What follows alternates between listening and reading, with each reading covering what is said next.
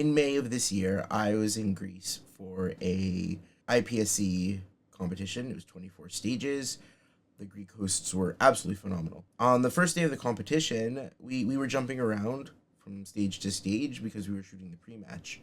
And on one of the final stages that we were supposed to shoot, I fell backwards with a loaded pistol in my hands.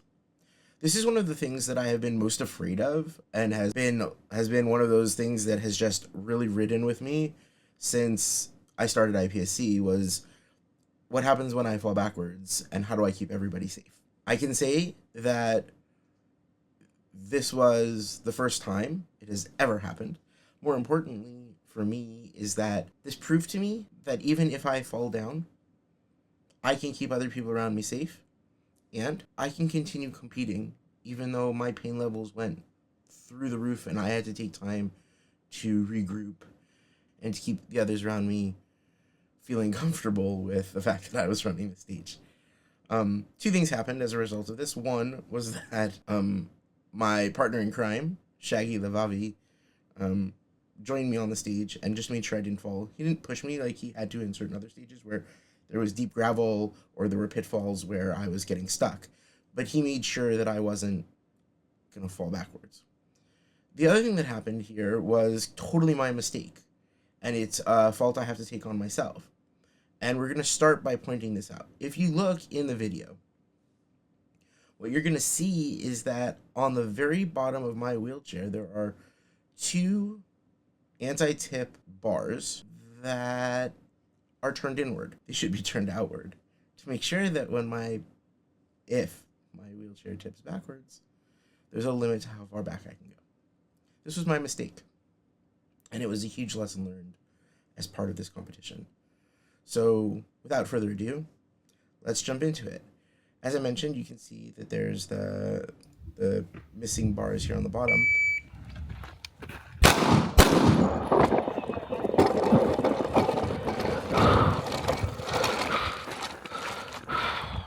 So, and herein lies my second mistake, and I'm going to pause here for a minute.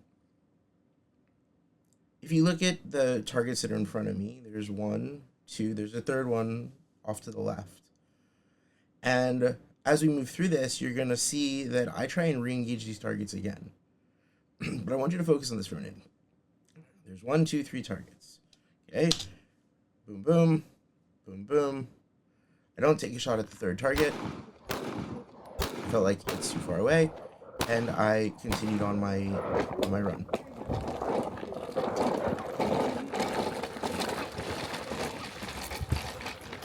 Crossover, draw, shots, release the mag change, and I'm off skis again.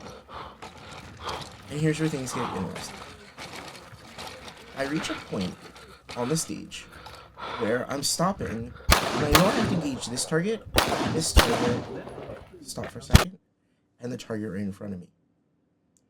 But for some reason, at this point in the competition, on this stage, I felt like I had to engage one other target, and therein lies the problem. I had turned too far to the right, and in turning too far to the right, I was on a slight slope. Whoa, whoa, whoa, whoa, whoa, whoa. Whoa. Finger off the trigger, make sure everybody's safe, and that's where this journey ends. Now, people came, they took my gun, they cleared it, they helped me get up. My legs were shaking, I was in a ton of pain, and I had one major question in front of me. Had I just disqualified? Was that it? Am I done? This is the first day of the competition, I have a whole other day to do. Am I really done? The judges immediately let me know, the ROs and other competitors let me know that not only had I not disqualified, but that I did an excellent job keeping the gun pointed in a safe direction and my finger off the trigger.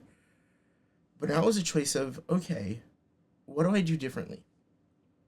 If you jump into the video of my full run, you'll see that, first of all, my anti-tip bars are pointed backwards.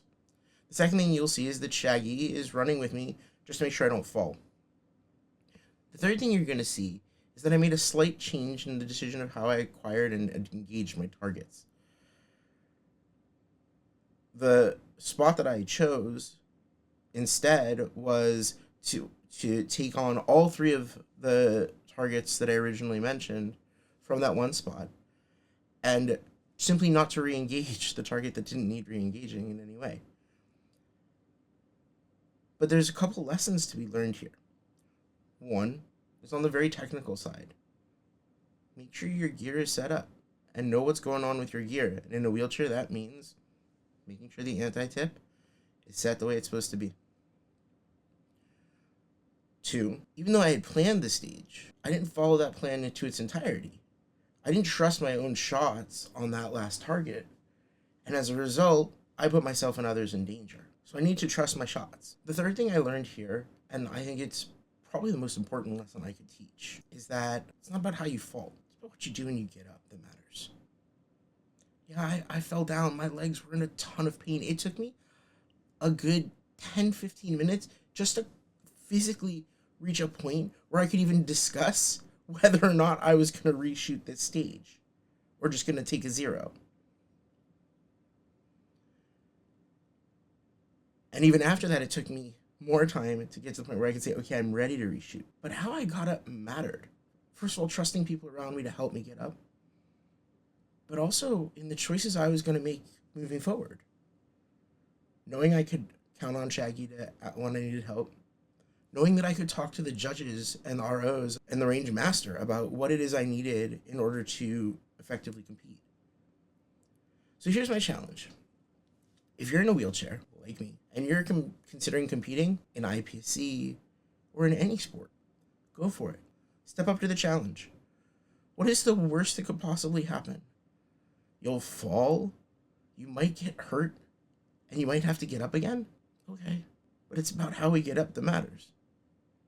See you in the next one.